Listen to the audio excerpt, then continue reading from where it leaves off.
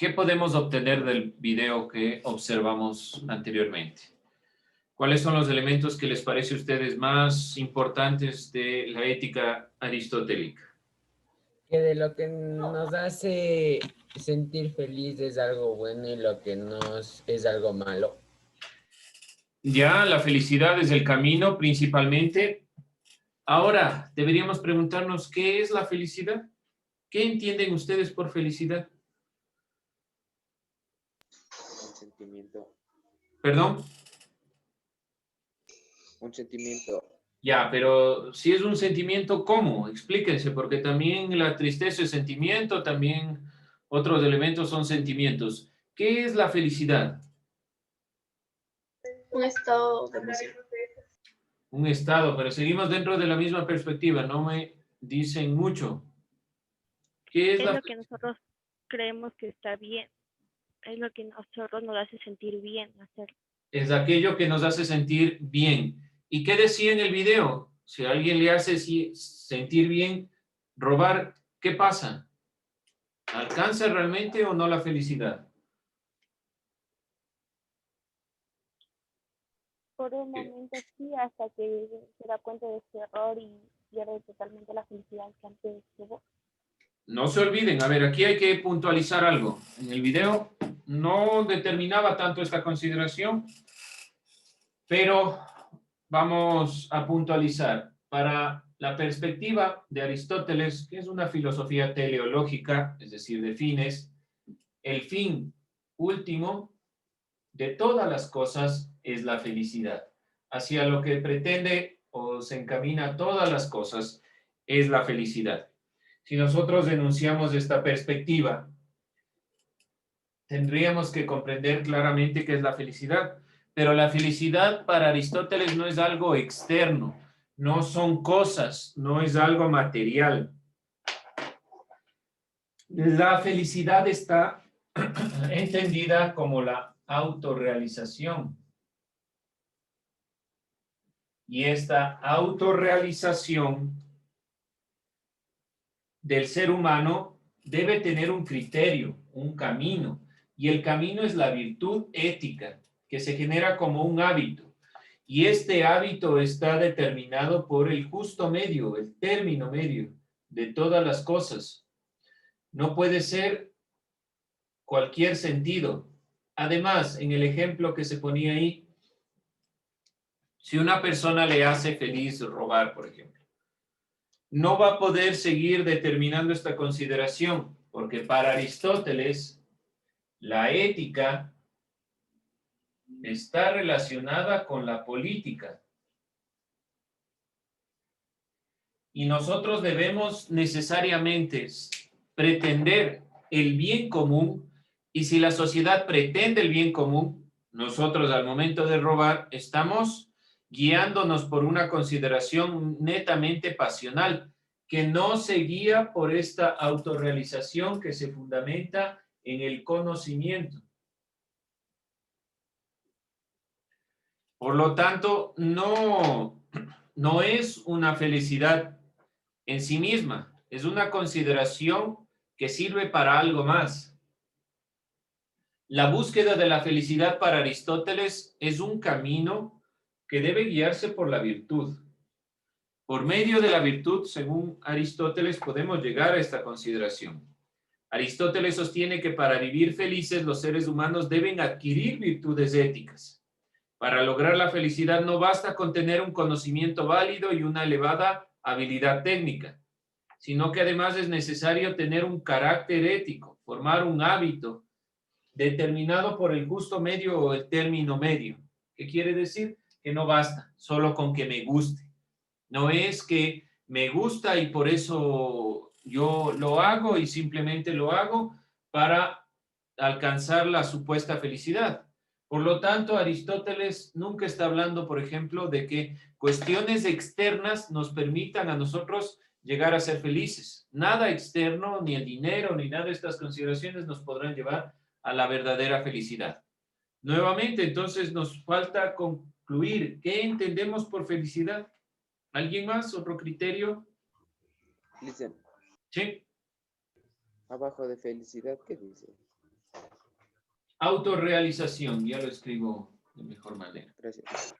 No hay problema. ¿Algo más? ¿Alguien más? ¿Qué es la felicidad? Desde su punto de vista, o pongan algún ejemplo de lo que a ustedes les hace felices. ¿Qué les lleva a esta felicidad?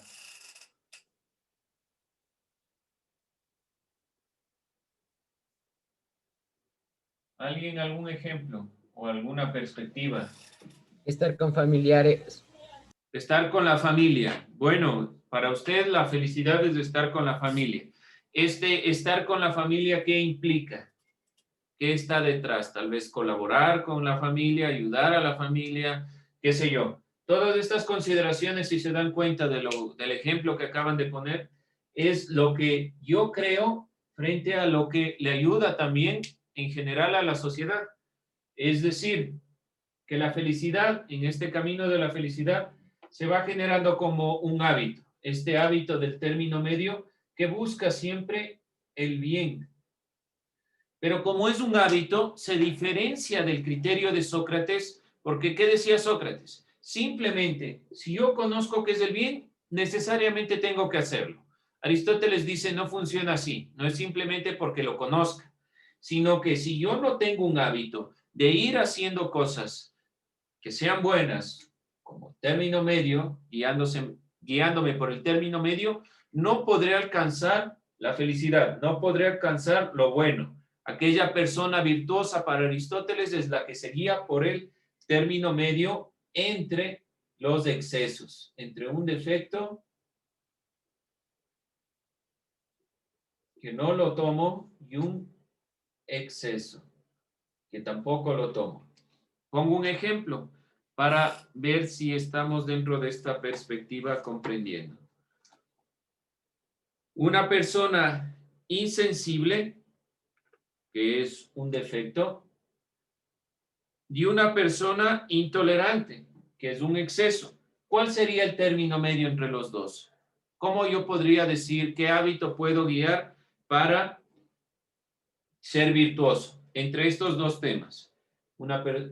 Que soy insensible, que es un defecto, o el exceso, que es intolerante. ¿Cuál es el término medio entre intolerante y insensible? ¿Cuál será el término medio entre estos dos puntos? Una persona intolerante, o sea, como que no tiene, o sea, paciencia, y una persona insensible, o sea, como que no tiene un sentimiento encontrado. Ya, bueno, gracias por la definición, Felipe, pero lo que pregunto es, ¿cuál es el término medio entre estos dos? Ser comprensivo. Comprensivo.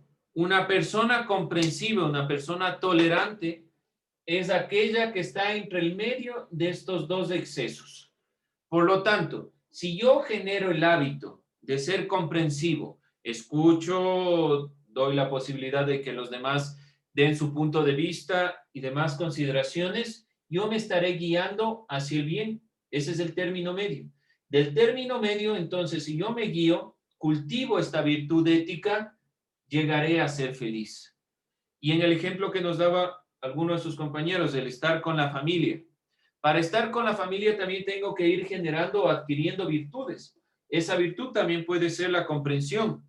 Si yo me guío por esa comprensión, entonces dentro de ese proceso alcanzo la felicidad. Nuevamente, por ejemplo, poniendo otro ejemplo entre excesos y defectos. Otro ejemplo de exceso y defecto. Si yo hablo de una persona tacaña, un defecto, y una persona que regala todo, ¿cuál sería el término medio? Una persona que ni para ti ni para mí. O sea, equilibrado. Sí. Alguien parcial. Perdón. Repita la palabra. Alguien parcial. Ya, alguien parcial. Pero ¿cuál sería esa parcialidad? La generosidad. Amabilidad. No, la generosidad. ¿Por qué razón? Porque ni regalo todo lo que tengo, ni tampoco no les doy nada, sino que doy dependiendo de quién necesite. ¿Qué quiero decir con estos ejemplos? Que Aristóteles se da cuenta principalmente que el razonamiento, que es propio del ser humano, al ser humano le da la perspectiva para Aristóteles que todos los seres humanos tenemos conocimiento, podemos alcanzar el conocimiento. Por lo tanto, la consideración o la guía es de carácter intelectual, de esta perspectiva. El momento que nos guiamos por el conocimiento, por la visión, vamos generando ciertos contrastes. A ver, esto puedo, esto no puedo hacer. Pero dice, no basta con eso. No es suficiente con que ustedes sepan que tienen que ser generosos, sino que deben actuar, es decir, deben generar un hábito para esto. Este es un plus que le está dando prácticamente Aristóteles a la perspectiva de Platón y sobre todo a la de Sócrates. No es que el conocimiento, no es que yo que conozco y sé, y por ejemplo salgo a la calle y sé que tengo que ser generoso. Veo una persona que no, tal vez no tiene las posibilidades que yo, no le doy nada. Entonces no funciona lo que dice Sócrates, es lo que está diciendo Aristóteles. Debo generar un hábito, algo que lo haga continuamente para que realmente se convierta en un bien y de ahí yo pueda alcanzar la felicidad. ¿Comprendido? ¿Preguntas, dudas, inquietudes? Vamos a cerrar este tema de Aristóteles tratando de contraponer también otra perspectiva para que nos sea mucho más sencillo generar el análisis en el cuadro comparativo. Aristóteles también critica la visión de Platón sobre el mundo de las ideas y el mundo de lo sensible. El mundo de las ideas y el mundo de lo sensible que veíamos la clase anterior, que se manifiesta en el cuerpo, del alma en el cuerpo, para Aristóteles no funciona de esta manera y genera dos categorías. Si hablamos de Aristóteles, que define al ser humano como aquel que habita en el mundo, que se relaciona con los demás y que tiene esta capacidad de pensar, delimita dos elementos: materia y forma. Para Aristóteles, la materia es el cuerpo y la forma es del alma. Acuérdense que decíamos de cuerpo y alma sobre Platón. El mundo de las ideas es del alma y el mundo sensible, el cuerpo. Toda manifestación del cuerpo para Platón es aquella manifestación del alma. Es decir, es una imperfección. Platón decía que todas las cosas del mundo real son simplemente copias del mundo ideal. Pero Aristóteles no está de acuerdo con esta perspectiva. No puede ser que los caballos, las flores, los pájaros que son reales sean solo copias de ideas que están en otro mundo. Intenta superar esta perspectiva y mantiene la visión y la perspectiva de que la esencia de los objetos son aquellas cosas que nombró como alma o como la perspectiva de las ideas Platón. Aristóteles determina o delimita la forma como la esencia o, en otras palabras, las cosas como son, lo que son las cosas, los entes.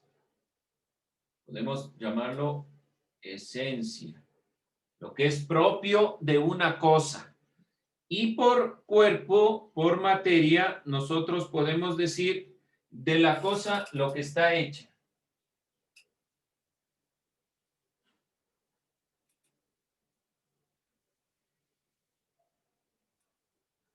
También se le llama de cierta forma a Aristóteles realista porque se da cuenta que los objetos tienen materia y forma. La materia y forma les determina. No quiere decir que estén en otro mundo y que estas son copias imperfectas. Trata de solucionar la división que planteó Platón entre el cuerpo y el alma. Para Aristóteles es mucho más importante estas consideraciones. Según Aristóteles, cada objeto o ser vivo está constituido por estos dos componentes. Si nosotros hablamos, por ejemplo, de materia y forma, y hablamos de una copa, esta copa, ¿cuál es su materia? ¿De qué está constituido? De cristal. Ya, esa es su materia. La materia es la constitución del cristal. ¿Y la forma? Si nosotros decimos que es la esencia, ¿cuál será la forma? Esta es la materia, ¿y cuál es la forma? Aquí hay que delimitar, porque nosotros a veces entendemos por forma cómo tiene las composiciones, es decir, es circular, es rectangular, pero eso no es la forma, es la esencia. ¿Para qué sirve este vaso? ¿Cuál es la forma del vaso? Sirve para beber agua. O cualquier líquido, pongamos líquido. ¿Sí? Esa es la forma, la esencia, para lo que está hecho el objeto. ¿Cuál es la función que cumple? Y la materia es prácticamente de lo que está hecho ese elemento. Así rompe esta perspectiva. No es que viene de otro mundo, no es que viene de un mundo ideal, no es que existe este mundo de las ideas y lo que nosotros vemos son solo copias imperfectas. Platón es idealista, piensa que hay ideas que están por fuera de las cosas y que son mucho más importantes. Acuérdense, Platón decía, los sentidos nos engañan, los sentidos no nos muestran la verdad, hay cosas mucho más allá. Aristóteles dice no. Las cosas son las concretas, las que podemos observar. Y estas cosas tienen dos determinaciones, la materia y la forma. Es decir, ¿para qué son hechas? ¿Cuál es la función? Finalmente, ¿cuál es su esencia? ¿Qué es lo que le hace ser esa cosa lo que es y no otra cosa? Y la materia, de lo que está hecha. Hay diferentes materiales para que se hagan. Entonces, no es la idea la manifestación en el cuerpo, sino que simplemente el cuerpo manifiesta el elemento de su material, de lo que está propiamente hecho, y cuál es el objetivo, cuál es la finalidad por lo cual se la plantea. Con esto cerramos la visión de los tres clásicos de la filosofía en cuanto a su visión del conocimiento, en cuanto a la perspectiva de la ética, de la visión que tienen sobre el comportamiento humano, a eso se refieren las virtudes. Y como les digo, hemos visualizado rápidamente estos filósofos, hay muchos temas, hay muchas clases en filosofía que se trabajan semestres enteros sobre un mismo autor porque tiene muchas cosas que decir, pero nosotros hemos tratado de sintetizar algunos elementos. Nos quedamos con dos elementos. ¿Qué entiendes sobre el conocimiento? Aristóteles, Platón, Sócrates. ¿Y qué entiendes sobre la virtud? Estos mismos pensadores. ¿Qué vamos a hacer en los minutos que nos restan? Vamos a realizar un cuadro sobre estos filósofos. La diferencia entre estos filósofos. Sócrates, no se olviden del orden cronológico. Platón, Aristóteles.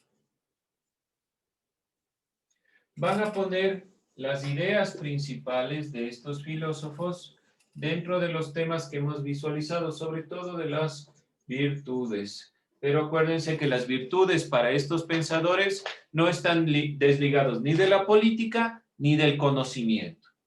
Entonces, ustedes simplemente generan este organizador.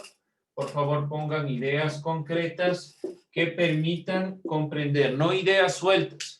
No pongan Platón, mundo de las ideas, mundo de lo sensible. No. Para Platón, la perspectiva de la virtud está relacionada directamente con el mundo de las ideas y el mundo de lo sensible por lo siguiente. Aristóteles plantea que la virtud o el fin último de todas las cosas es la felicidad y para eso debemos guiarnos por medio de la consideración del término medio y cosas así. Por favor, ideas completas. Con eso terminamos.